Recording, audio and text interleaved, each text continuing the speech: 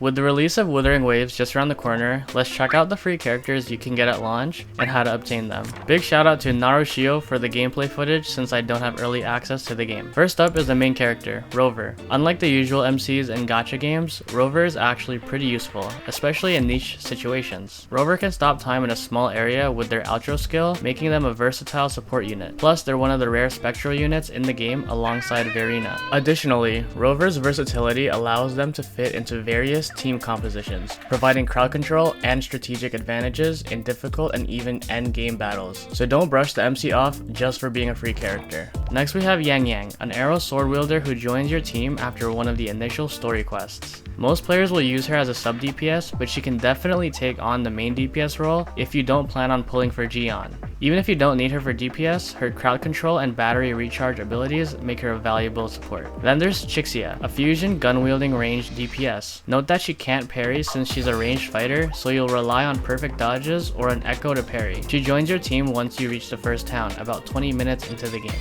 Even though she has a challenging playstyle, her high burst damage output makes her good at dealing with groups of enemies quickly and adds diversity to the team. The fourth character you get from the story is Baizhi, your first healer. She can summon and control a pet to help in fights and is mainly a support who fits well in any team. She also has one of the coolest ult animations, but might get benched if you pull for Verina. Get him up, let him get up, let him get up, let him get up. Fight back, nigga! Fight back! Baizhi's healing capabilities are crucial for sustaining your team during challenging encounters, especially since she is one of the only 2 healers in the game. Honestly, for me, her ult is enough to keep her on my roster since waifu over meta. The 5th free character is Yanwu. Bruh.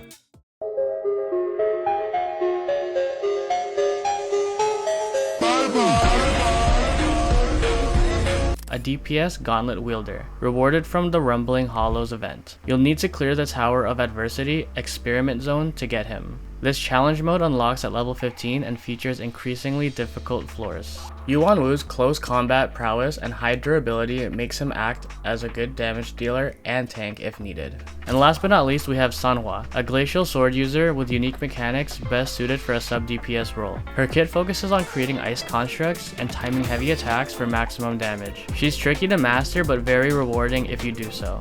You can get her from one of the first events in the game. The Gifts of Thawing Frost is a 7-day login event that will reward you with a copy of Sanhua after the 5th login.